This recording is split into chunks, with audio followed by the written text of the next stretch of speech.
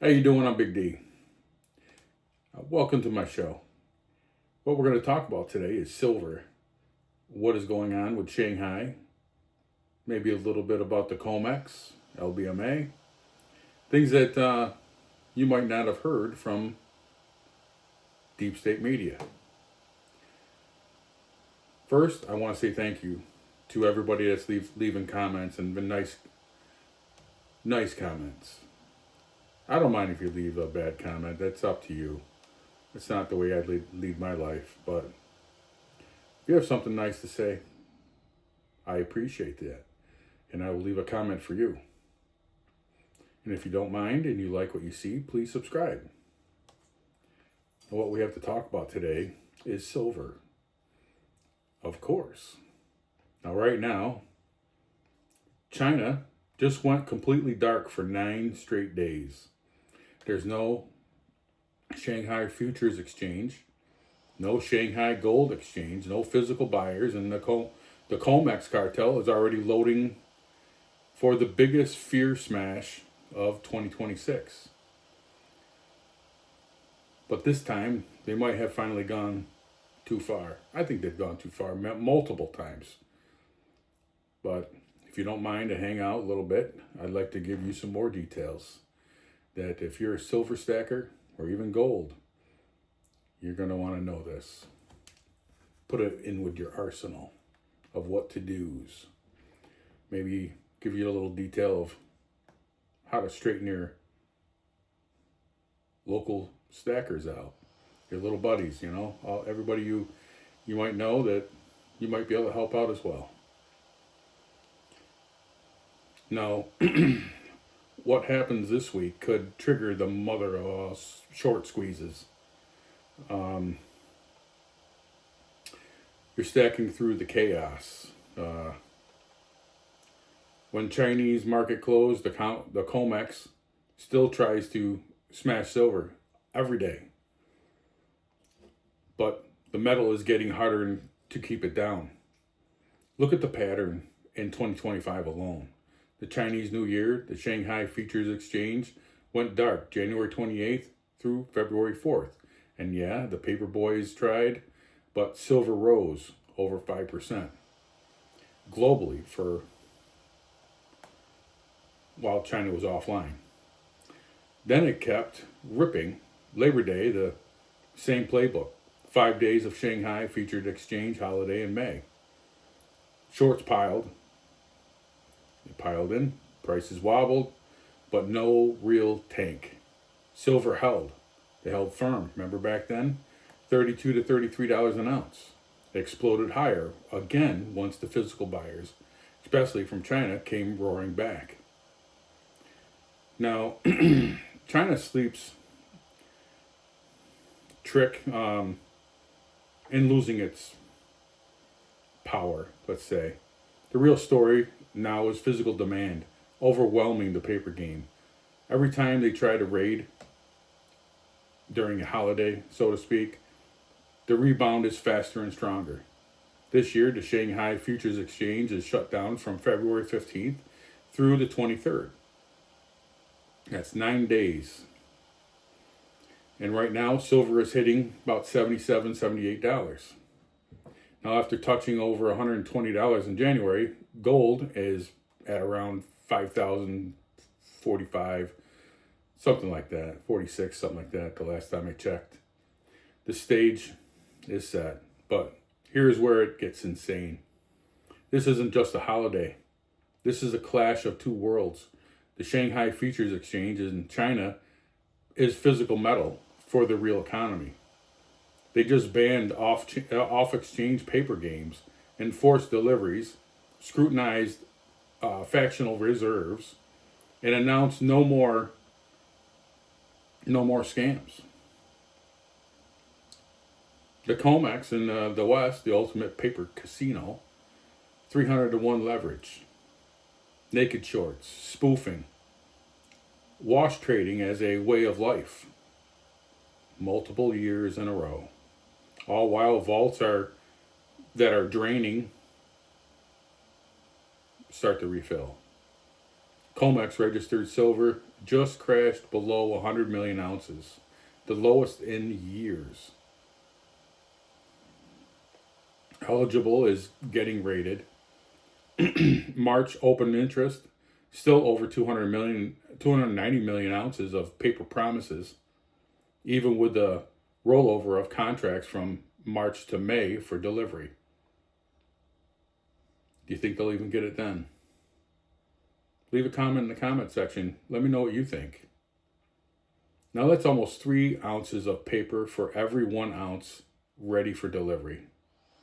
And while China sleeps, the bank now demands is about to go quiet on paper. What do? They smash it. Drop the price, trigger stops, scare the retail stacker into selling again. It's the classic fear playbook, so to speak. Headlining, screaming, silver crashing, industrial demand is dying, the bull run is over, all to shake out the weak hands, and the big boys, well, they reload, they keep piling, they keep buying more. They scare the average stacker, and this stacker goes to sell. We've seen it many times. I'm sure you know a bunch of people you know that you know. Here's exactly what to watch out for. The pre-close smash. We saw on Friday as the hammer silver dropped to $76, I believe it was, an ounce, and gold hit $49.30. Both pushed back at close. Thin volume equals easy manipulation. The next thing you go to watch out for is the weekend fear bomb. While you're offline this weekend, analysts will flood social media, YouTube saying silver's done, the COMEX is fine, and stackers are bag holders. The midweek trap, you got to watch out for. That's going to be days 4 to 6 of closure. And they're all attempting to bleed silver to under $70 an ounce and trying to trigger an even retail stop loss in the books. Then by day 8, they may try to put our recovery headlines, paint the fake bottom, call it a bargain if a decade, all designed to make you doubt your stack. But here's the kicker. They don't want you to see. The Chinese New Year rules exchange the game forever. No more fake paper longs against naked shorts. Physical delivery is now enforced. That means the physical squeeze that's been building is about to hit warp speed when they reopen. Shanghai Futures Exchange silver inventories already gutted. Global vaults draining at record paces. They can smash the paper price all they want, but they can't print physical silver. And when Shanghai wakes up on the 24th, the premium is going to explode again. This is my belief. I did talk to a local silver, a place that I trust. Coin shop, right? And they won't move whether buy or sell at this present time. They don't know what's going to happen. They believe if they take it in at, say, $70 an ounce, $75, $80, whatever it would be, they believe it could drop to $50 or even lower. Then he thinks, well, if I sell it at a couple of dollars over spot, whatever it is today, $77, $78, and then it jumps up. Then he's like, I could have made a lot more money. So he's not moving anything. He sees how volatile it is with the paper fake silver out there, futures, etc. How they've been manipulating everybody. So when I say this time is different, look, I've been doing this for a few years now. It's about 7. And I've watched the smash up and down. You could see it. I mean, you could see what's going on with the COMEX. I've watched the FUD, which I've seen this over and over again. And I'm sure you have as well. But 2026 is not 1980. It's not 2011. And it's definitely not 2023. We got record industrial demands.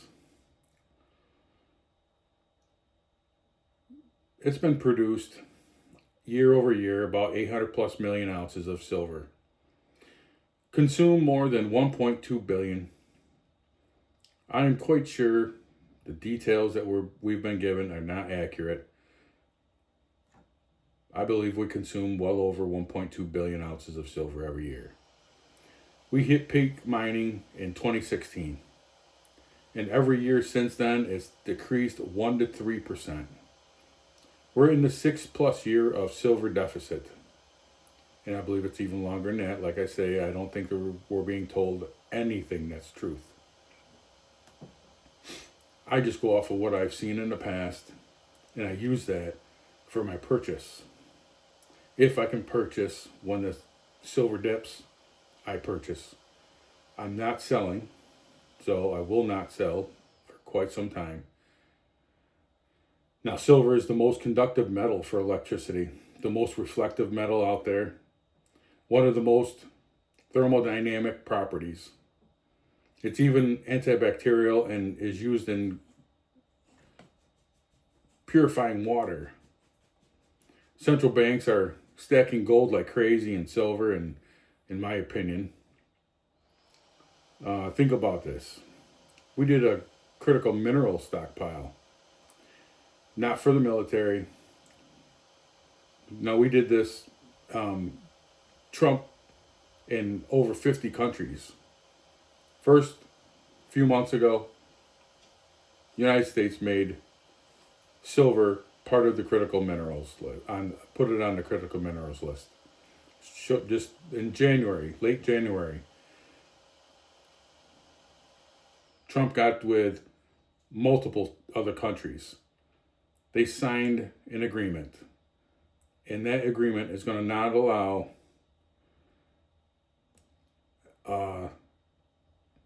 people, stackers, along with mining companies, to not be screwed any longer. They're not going to allow the paper silver, I'm sure. I'm sure that's going to be part of it. But within the next, I believe it's 180 days, they're going to have a huge plan, and it's going to be set. It's already been signed, but they're going to have a floor. Silver and gold, and I believe most of the critical minerals list, is going to have a floor. What would be the least amount that product will be sold for. Both China and the U.S. added the silver to their critical minerals list. And in 2025, and China limited the exporting for only 44 companies, taking silver out of the country. Their country, of course. COMEX inventories are at the breaking point. But wait a second. The smash next week, it's not the end of the bull market. It's the final shakeout. The last chance for the cartel to get cheap metal before the real reckoning in March. Because when the March contract hits first notice and China is back in the game, the math doesn't lie. Paper versus physical. Physical always wins. I'm not a financial advisor, so please see my disclaimer in the description below. I'm just someone who has been dealing with this most of my life, and I've usually come out on top. I'm not going to panic. You shouldn't either. I won't sell. If it dips hard next week, I will try to find silver any way possible. I see that it's a discount, and it's a huge buying opportunity. This is the moment legends are made. We are in a once in a lifetime generational opportunity here.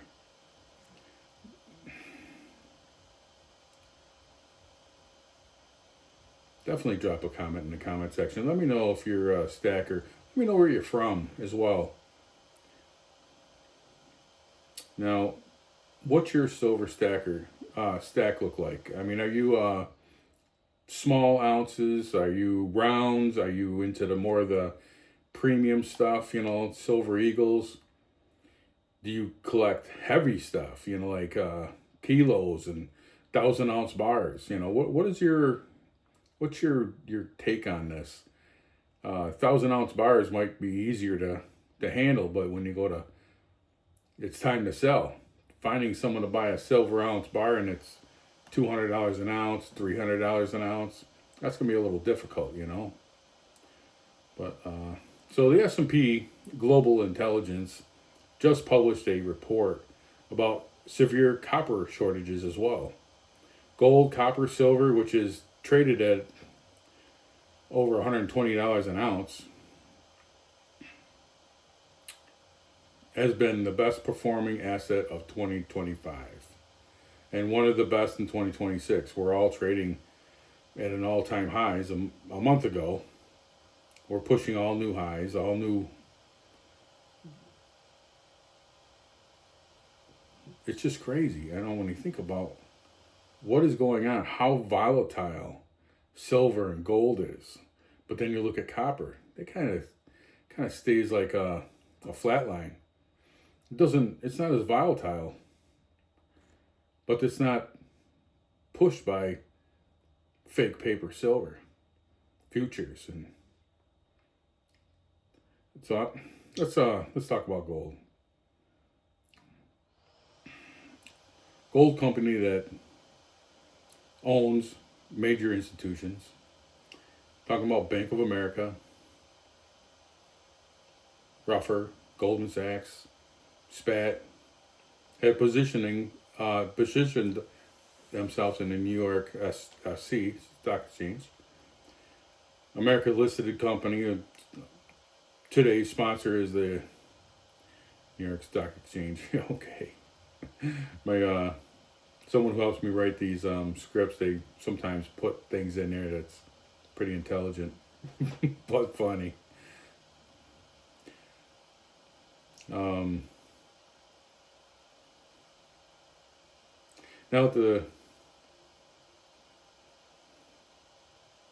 where did I lose my mind here?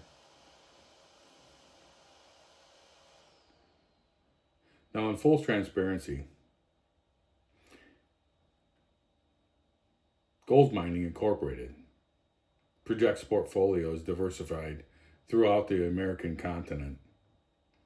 And as you can see, we're talking about gold and silver and copper, all three with a focus on gold, with 81% of the commodity exposure being gold, 18% copper, and we're also recently hit all-time highs, and 1% silver based and on existing mineral resource estimates.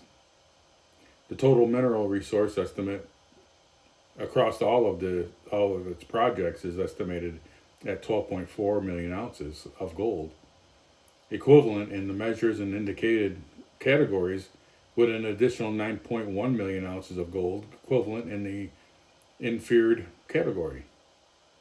Sea Gold Mining Incorporated most recently announced form for information on these estimates in each project. It's available under its profile at cedarplus.ca with sec.gov. Gold Mining Management is focusing on 4 key projects. The 4 projects of focus are estimating in 4 mining jurisdictions, which are Canada, Peru, Brazil, and Colombia. Gold Mining Incorporated holds meaningful equity positions in 4 publicly listed and traded gold companies. Now, Gold Royal Corp, U.S. Gold Mining Incorporated, Nev Gold, and Australian Mines Limited. Gold royalty shares. Also, I appreciate that by 215% in last year, the Gold Mining Incorporated owns approximately 9.6% of their bullion dollar market company, which is trading at multi-year highs as of February 11th, 2026. Nev Gold shares appreciated by nearly 400% in the past year.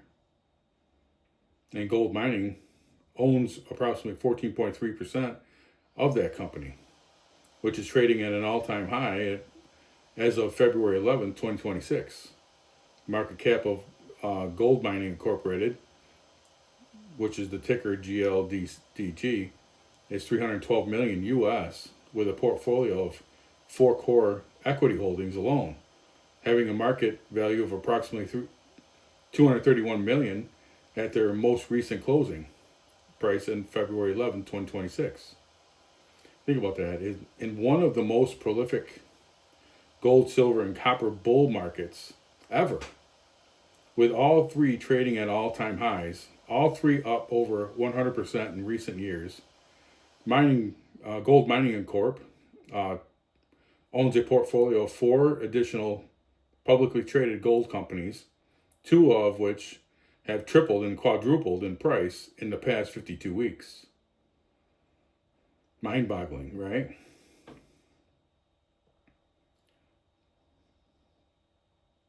Now, we're talking over 10 projects located in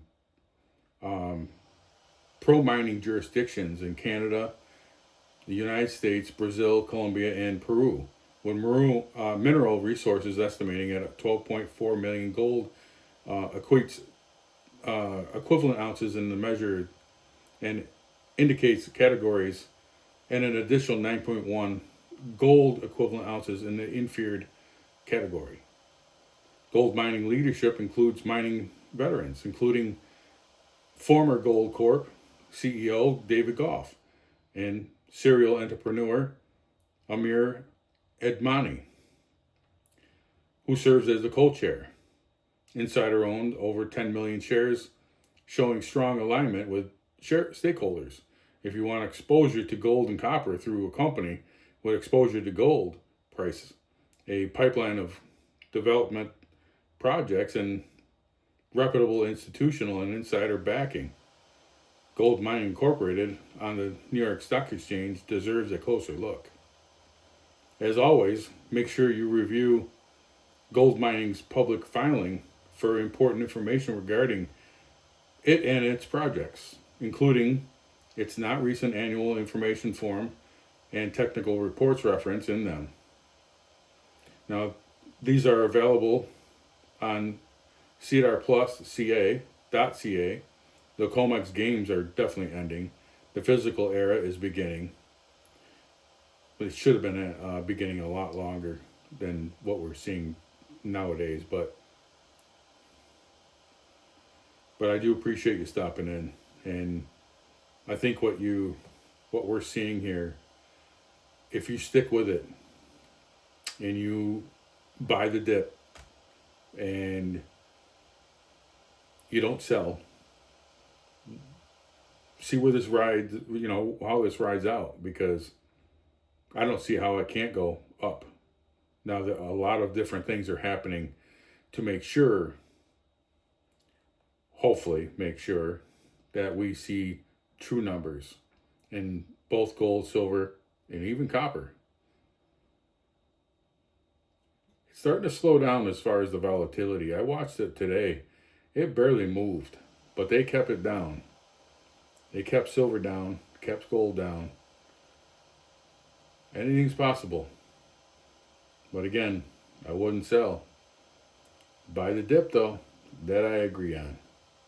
Try to have a great rest of your day. God bless.